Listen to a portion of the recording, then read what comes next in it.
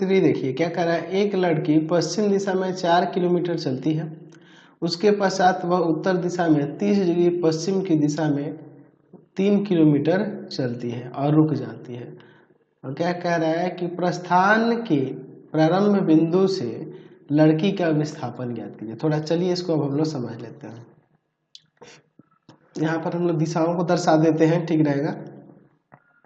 ये तो आपका पूरब होता है, ये आपका पश्चिम हो जाता है, ये आपका उत्तर हो जाता है, और ये आपका नीचे दक्षिण हो जाता है। ये ना होता है जी।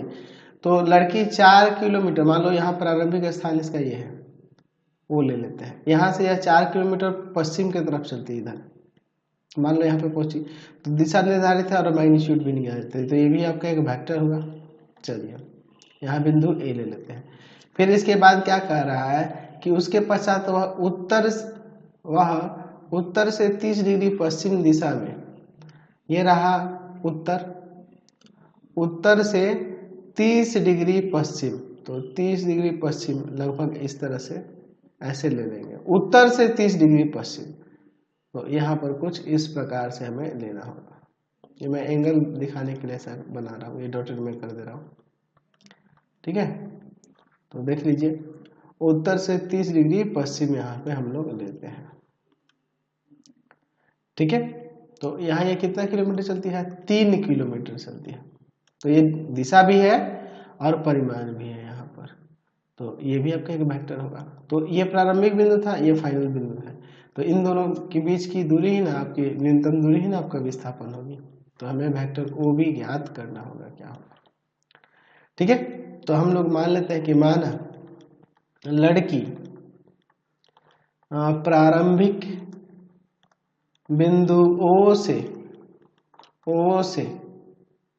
प्रारंभिक बिंदु ओ से 4 किलोमीटर पश्चिम दिशा में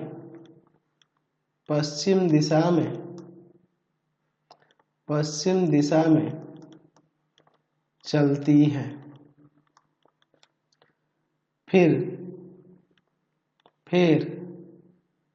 वह उत्तर से पश्चिम दिशा में बिंदु ए तक चलती है, ऐसे कर सकते थे, या फिर ऐसे रहने दो।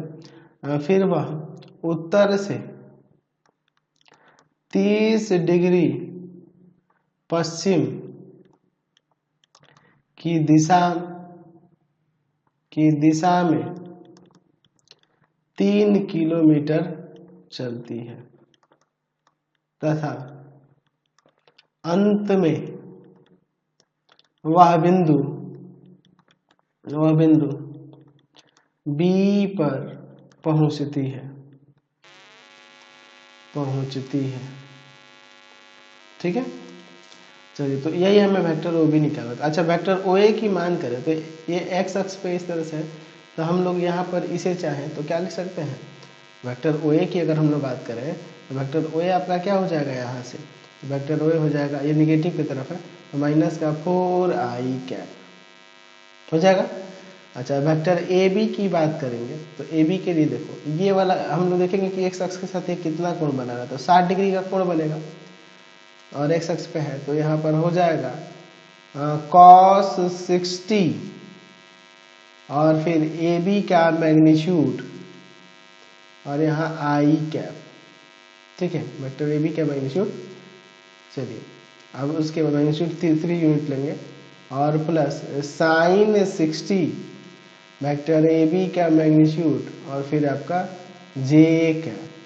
तो देखिए क्या हो जाएगा, cos 60 का वैल्यू आप जानते हैं, cos 60 का वैल्यू होता है 1/2, और इनटू में ये 3i कैप, और इसका sin 60 का होता है √3/2, इनटू में 3j कैप। यानी यहाँ से ये हो जाएगा आपका vector A B 3/2i cap और प्लस 3√3/2j कैप हो जाएगा।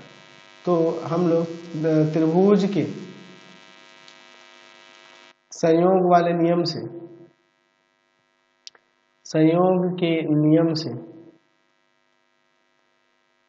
योग वाले नियम से क्या हो जाएगा, वेक्टर ओ बी जो है ना बराबर हो जाएगा वेक्टर ओ ए प्लस में वेक्टर ए बी के।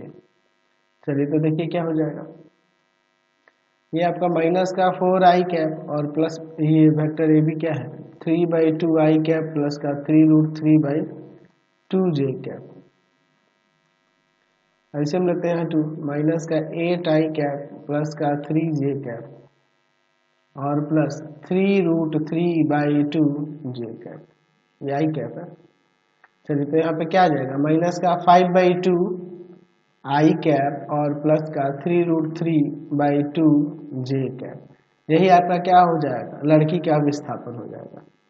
लड़की का विस्थापन जो हो जाएगा वह क्या हो जाएगा minus 5/2i cap plus 3√3/2j cap. समझ गए, कोई दिक्कत नहीं है। क्वेश्चन नंबर 4 देखिए।